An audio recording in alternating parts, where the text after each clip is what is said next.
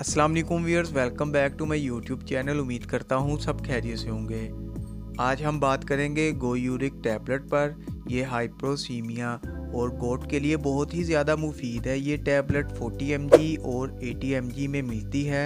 इस टैबलेट का फार्मूला फेबुस्टेट है। इस टैबलेट के इस्तेमाल से पहले आप अपना यूरिक एसिड का टेस्ट करवा लें। अगर आपका यूरिक एसिड ज़्यादा है तो फिर आप 40 mg वाली टैबलेट दिन में एक इस्तेमाल कर सकते हैं। 1 माह इस्तेमाल करके फिर टेस्ट करवाएं दोबारा। अगर फिर भी इस टैबलेट के इस्तेमाल से फ़र्क नहीं पड़ता तो फिर डॉक्टर के मशवरे से 80 mg वाली टैबलेट इस्तेमाल करें। ये भी दिन में एक ही टैबलेट लेनी है और ये खाना खाने के बाद या पहले भी इस्तेमाल कर सकते हैं। ये टैबलेट हाइप्रोसीमिया में बहुत मुफीद है। हाइप्रोसीमिया क्या है?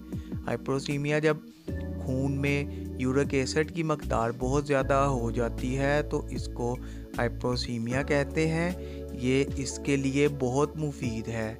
गोट में भी इस टैबलेट का इस्तेमाल बहुत ज़रूरी है। गोट इस तरह की बीमारी है जब यूरिक एसिड बहुत ज़्यादा जमा हो जाता है तो वो हमारी जोड़ों में पैदा कर देता है, सोजिश पैदा कर देता है, जिसकी वजह से हमारे जोड़ों में दर्द पैदा होता है। और ये बीमारी अक्सर पाँव के अंगूठों से शुरू होती है। इस तरह जो यूरिक एसिड हमारे गुर्दों में जमा हो जाता है तो वो वहाँ जमा होकर गुर्दों में पथरी बनाता है। इसीलिए यूरिक एसिड की मकदार ज़्यादा नहीं होनी चाहिए। यूरिक एसिड का मसला ज़्यादातर मर्द हजरात को होता है। ये बीमारी 90% मर्दों में पाई जाती है और 10% तक औरतों में पाई जाती है। यूरिक एसिड ज़्यादा होने की वजह क्या होती है?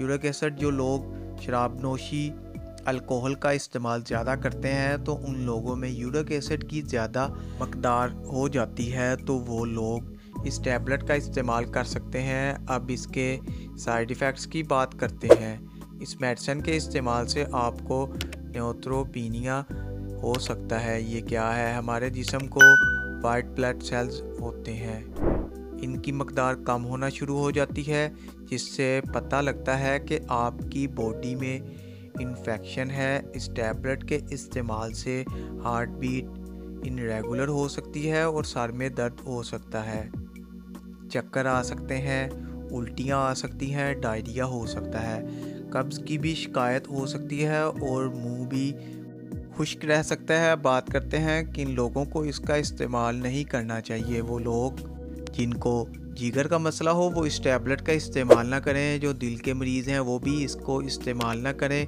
गुर्दे के मराज वाले भी इसका इस्तेमाल ना करें और जो हामला ख़वातीन हैं वो भी इसको इस्तेमाल ना करें। दूध पिलाती माएँ भी इसका इस्तेमाल ना करें। उम्मीद है आज की वीडियो आपको अच्छी लगी होगी, तो वीडियो को लाइक और शेयर ज़रूर करें।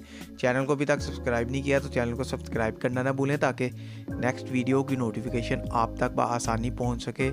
शुक्रिया। अल्लाह हाफिज़।